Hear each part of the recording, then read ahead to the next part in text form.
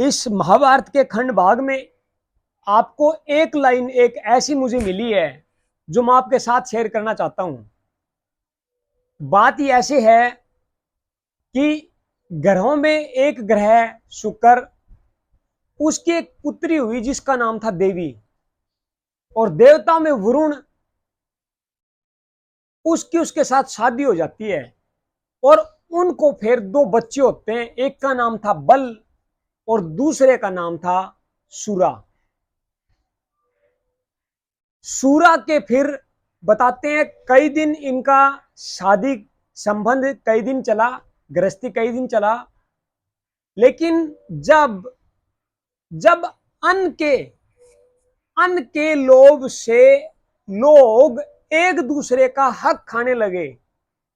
ध्यान से समझिए, जब लोग अन्न के लोभ से एक दूसरे का हक खाने लगे, तब सूरा से एक पुत्र की प्राप्ति हुई जिसका नाम था अधर्म। अधर्म जन्मा और अधर्म की फिर आगे चल करके शादी हो जाती है और जिसकी घरवाली का नाम था निरुति। और निरुति फिर उनका जीवन चलता गया, उनको भी 3 भयंकर बहुत बड़े पुत्र हुए जिनका नाम था भय, महाभय और मृत्यु।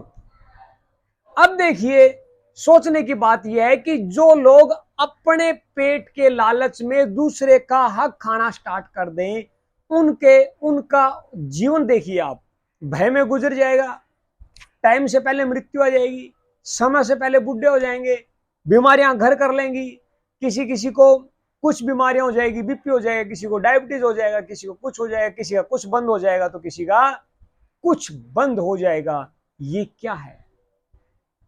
भय आ जाएगा, कहीं न कहीं वो डरेगा, महाभय और भी ज्यादा काल का भय हो सकता है, डरेगा वो। और तीसरा, मृत्यु निश्चित है। जो ऐसा करेगा उसके साथ ये 3 हादसे हो सकते हैं। और लास्ट में बताया जाता है, इसमें लिखा है ग्रंथ के अंदर कि मृत्यु के फिर जो मृत्यु नाम का जो पुत्र था, उसकी फिर ना तो शादी होती है और ना फिर संतान होती है। तो अधर्म, आपको ये अधर्म के ऊपर चर्चा करनी है। स्पष्ट लिखा भी है कई जगह, कबीर जियों ने भी कहा है कि धर्म करूं तो फिर दे दारू, कि अगर मैं धर्म करूंगा तो मुझे बार बार जन्मना पड़ेगा। धर्म करूं तो फिर दे दारू, 84 में आऊं कि 84 का जो चक्कर है मुझे इसमें आना पड़ सकता है। और अधर्म करूं तो मिलूं जोत में और लो में लो मिल जाऊं, कि फिर मैं लो में लो मिलूंगा।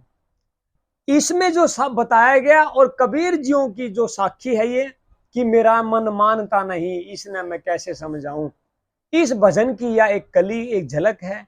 आप इन दोनों पे विचार कीजिए कि ये किस हद तक हमें शिक्षा देते हैं और ये जरूरी है या नहीं है हमारी लाइफ के अंदर।